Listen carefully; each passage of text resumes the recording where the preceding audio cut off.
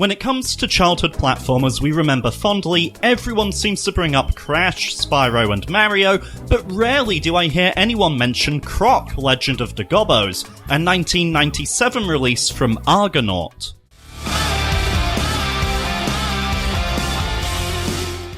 Before we jump into this, we'll be looking at the PlayStation version today, despite the fact that I grew up with the Sega Saturn version of the game. Why? Well, there's a couple of reasons.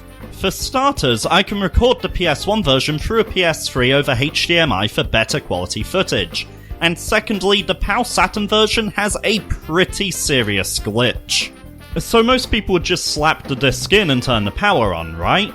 Problem is, if you do that very normal thing, you get this. Yikes, that doesn't look right, and it persists during gameplay too. Croc has no head, and some of the enemies are just floating eyes. You can technically play the game like this, I just don't see why you'd want to. To fix this, you have to power your Saturn on without a disc in it. When it gets to the Saturn's main menu, pop your disc in and close the lid. The Saturn will read the disc and allow you to start the game. Boom! Croc has his head back, and if you enter a level, you can now play the game normally. It also makes things much easier when you can actually see the bad guys. The glitch is really apparent if we compare the opening cutscene with and without the glitch. So what's happening here? In short, any polygons that don't have textures on them just flat out aren't being rendered. My assumption is the Saturn does some kind of fast boot when a disk's in the drive, and that causes something in the rendering pipeline to be skipped, but it is only a guess. I never hear anyone talking about this glitch online, and it could be because the Saturn just generally didn't do too well, but with all of the Croc reviews out there, I'd have thought someone would have brought it up. Hell, European copies of the game even come with a warning inside the case telling you how to avoid this glitch. I imagine this caused tons of copies to be returned as defective, which is a damn shame. If anyone knows more about this one, let me know, I'm really curious about what causes this. When everyone's not missing their heads, Croc seems like a hidden gem with a gorgeous presentation. This game looks fantastic for its time, with bold, vibrant, saturated colours that burst out of the screen, adorable characters and enemies that have more childlike proportions, big googly eyes, and strong silhouettes that make them easy to pick out. You've even got some great attention to detail in the game's little touches, such as how Croc leaves footprints in the sand and snow. Croc's animations give a sense of earnesty, youth, and determination. Even his run is inefficient. He leans forward, he puts a lot of weight into each stride, he looks like a child desperately trying to win at a sports day race. The way he clings onto monkey bars feels uncertain, fearing a fall, and the way he hangs in the air and sticks his arms up for a ground pound makes you feel like he's flinching, anticipating it's going to hurt. Croc's a very cute character, and you want him to succeed because of it. Even the lighting feels ahead of its time with environmental effects that reflect off Croc. You can see spotlights from arenas, heat from pools of lava, and low light settings play into gameplay segments that required bottled fireflies to get through. When the lights are on, the draw distance is impressive. I never notice any fog or pop-in, but the levels are usually efficiently split into a series of smaller areas, so a longer draw distance is rarely needed. The visuals are backed by a great set of musical tracks that are upbeat, have strong core melodies, and will get you tapping your toes. There are 64 pieces in the game, but it feels like you always hear the same 4 or 5 because they're constantly reused. For example, Forest Island 2 crops up in 7 different levels, while Cave 1 is played in 8 of the stages. It speaks to the strength and quality of the compositions that, despite this repetition, I never tired of hearing these same songs over and over. The sound effects stuck in my mind, and I'm not usually one to pick up on sound design. Croc lets out adorable waheys and yazoos that show us he's high-spirited even in the face of adversity. They really nailed down who Croc is, and that's shown in every way it can be. Rarely does every facet of a character define them this clearly. Everything about the look and feel screams fun, and the quality is worthy of a AAA game from that era. Which makes it all the more genuinely disappointing when you discover the actual gameplay lacks the same level of polish. As you saw from the earlier cutscene comparison, the plot's as simple as it gets. A baby Croc is found and raised by the Gobbos, these little furry brown guys. One day, the evil Baron Dante comes along and kidnaps all of the Gobbos, leaving Croc to rescue his friends and defeat the Baron. And that's it. There's no deeper lore, no plot twists, no surprises. The story gives the player the most basic motivation for their quest, and nothing else. The missing Gobbos are spread across 4 themed islands. Initially, each of the islands has 6 normal stages and 2 boss fights, but finding all of your missing friends will unlock 2 bonus levels per island, plus an entire 5th island containing the true final boss and real ending. You've got 6 Gobbos to save per stage. The first 5 can be in a number of predicaments, such as being hidden behind a variety of simple minigames, being locked in a cage you'll need to find a key for, or even just, sort of hanging out? Wait, why do you need saving? It's the 6th one that poses a problem. They're trapped in a bonus room that can only be accessed by collecting 5 coloured gems in a stage. That seems straightforward enough, but the door locks behind you and you've only got 1 shot at whatever task the stage throws at you. The main thing I struggled with in bonus rooms was the controls. Croc has pseudo-tank controls. Up on the D-pad will always move you forwards, and left and right will steer you while in motion. If you're standing still, however, left and right will turn Croc on the spot. Whatever you're doing, down will always make Croc back up. You can switch to analog mode and make full use of both sticks, including camera control on the right stick, which is simply outstanding for a 1997 PlayStation game. To put it into context, the dual analog controller had just come out, and the more well-known DualShock revision was still a good month away. It was really forward-thinking of the developers to include this, and I'm told the Saturn version even supports a 3D control pad, although I don't own one of those controllers to test that myself. The problem is that the sticks lack precision. It's an early implementation after all, and the game's built around the D-pad controls.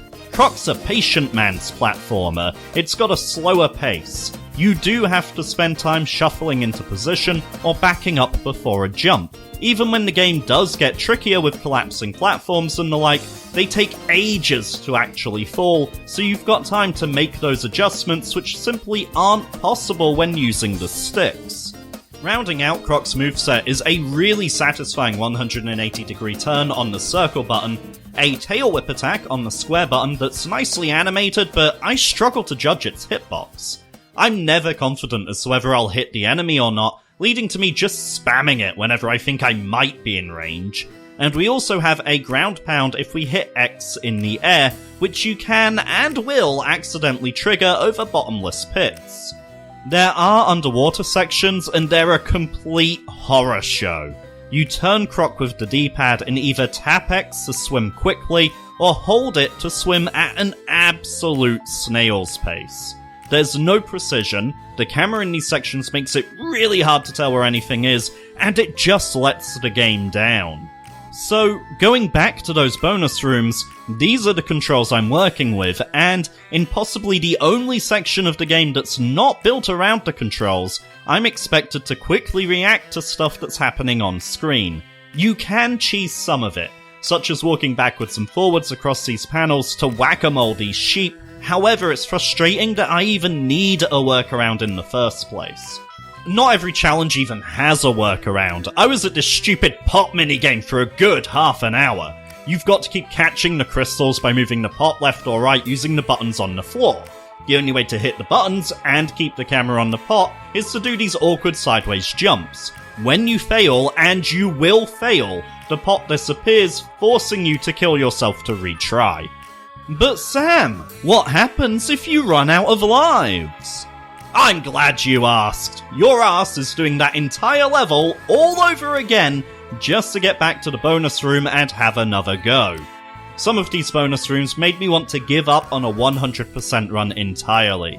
World 3's bonus rooms are unusual in that they're all the same. You've got a caged Gobbo and you're racing a ghost to the key. The race is over tricky platforming sections, the ghosts seem to have Mario Kart 64 levels of rubber banding, and there are parts where the path splits, so the only way of knowing where to go is to follow the ghost you're trying to stay ahead of.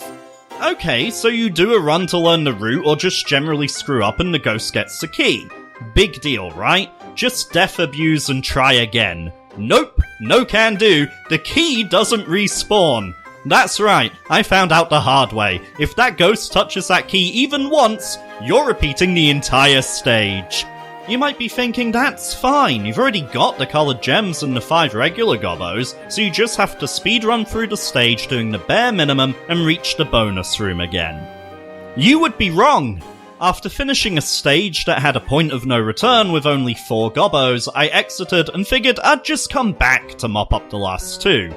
I did that, and my total still said 4. What? So I ran a little test. I started a new file, went into level 1, purposefully only saved this 1 Gobbo and completed the stage. I immediately went back in, ignored the Gobbo I'd saved before, saved a different one, finished the stage again. I should be on 2 now, right? No, still just 1. This is a high score system. The Gobbos and coloured gems respawn when you go back to an old stage, meaning you have to do all 5 coloured gems and all 6 Gobbos in one run. That means if you can't death abuse, or run out of lives, or are dicked over by the ghost racers, you're not just replaying that one room. You're replaying the up to 15 minutes or so of awkward puzzle platforming leading up to that room, including resaving all of the Gobbos and recollecting all of the coloured gems as well. The ghost racers aren't the only thing that can screw you over either. In World 4 Stage 3, the pop minigame returns with a longer sequence than before. The door locks behind you, and there's nothing to kill yourself on when you inevitably fail.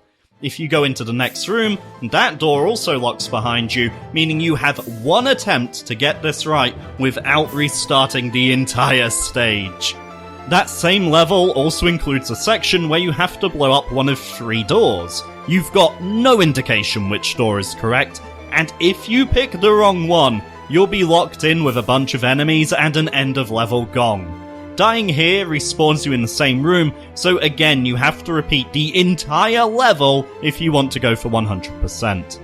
You could just ignore the 100% run. After all, you don't need to save a single Gobbo to reach the final boss, see the longer, better, and more satisfying default ending, and watch the credits. Saving all of the Gobbos is purely optional, right? Reserved for people who want those extra stages and true ending. See, here's the darndest thing. If you're ignoring the Gobbos and just running from start to finish, each level becomes incredibly short. Most of the puzzles and platforming sequences are built around the Gobbos, and I was surprised just how many of them can be skipped entirely. If you don't save the Gobbos, you're not just missing out on a few secret levels, you're missing out on maybe 70% of the core game too. There are times when you'll be on a linear path. The 2 bonus levels you get per island don't feature any Gobbos or coloured gems, nor does the final island or the boss stages. These are curated gauntlets, and I was curious whether I'd prefer these to the regular stages. Sadly, when the focus is solely on the platforming, you quickly realise how bad your sense of depth perception is in this game. The camera placement makes it incredibly hard to judge distances, and I fell short or overshot constantly during my playthrough. You can control the camera, but the second you get into the air, the angle changes again and you can't see where you're going to land. That's fine at the start of the game where you've got a huge margin for error, but it's borderline rage-inducing later on when you're dealing with smaller footholds that collapse from under you. There are also just out-and-out unfair moments. Take this section from the final stage before the true final boss. How am I supposed to avoid this guy's projectile? It's just an instant death right at the start of the level. We have a monkey bar section from the final world where the enemy seems to just home in and knock me off no matter what I do. And then we have this moment from World 4 Level 5 where I kept missing this jump before realising I was supposed to stay on the falling platform. Everything about that setup says jump or die. It's entirely unintuitive to just stay put. Quick question, was it a little dull to see 3 clips from 3 castle stages back to back? Well, that's how the bulk of the game feels. Each of the 4 main islands are themed, so your environments don't change until you get to a new one. That's up to 10 levels back to back before you get any visual variation. Not so bad on the first world, where each stage can be fully completed in 3 to 5 minutes each, but later on when each stage can be up to 15 minutes long, it can all start to blur together and feel monotonous. They could have put the bosses in castle stages to break things up a la Super Mario World, or just mixed and matched level themes like they do for the final secret island to help alleviate this. Moving on to the other linear stage type, the bosses. Oh boy. These all follow the same pattern and all have the same strategy for winning. Run in a circle to avoid their attacks, wait until they're out of breath, counterattack. There's the odd exception, such as the true final boss where you need to hit 4 gongs in rapid succession, but that suffers from a very easy cheese method. No, I am not ashamed of doing this. In all cases, it's hard to run away from the boss while also keeping an eye on them to see if it's safe to counterattack, unless you're using the sticks to take advantage of the improved camera control.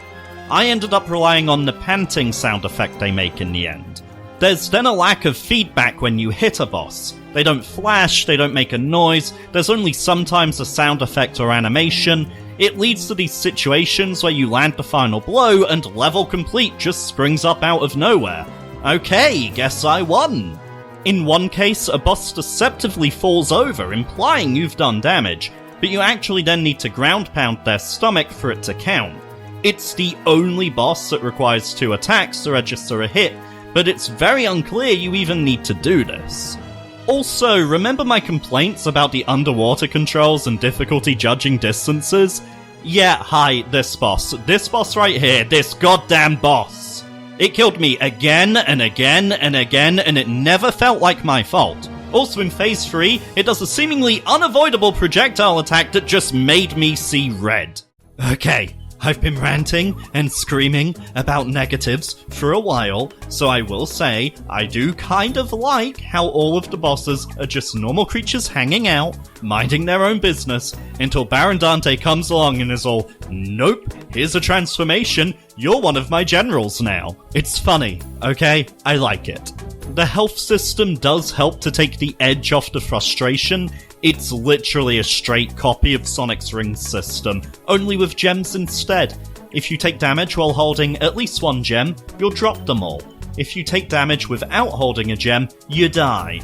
Dying only sets you back as far as the start of the current room, and you can very easily farm lives in this game, so there are situations where you're better off just death abusing. Let me be clear, Croc's not a hard game by any means, but it can be annoying as all hell when clunky controls are combined with some genuinely terrible game design decisions. If I hadn't been playing it for a review, I wouldn't have 100%ed it. In fact, I'd have probably walked away entirely during World 3. Even then, I was very tempted to call it quits and base my review on what I'd played up to that point. I had to forcibly push my way through that blockade. Same again with 4-3. I nearly put the controller down on that level and declared it wasn't worth the aggravation. That's sad because I've got a lot of love for this game. I played it constantly as a kid. I distinctly remember being at a birthday party in the upstairs of a pub and getting into trouble because me and a friend spent the entire time excitedly poring over the game's strategy guide instead of, dancing, playing with the other kids, or having a go on the karaoke.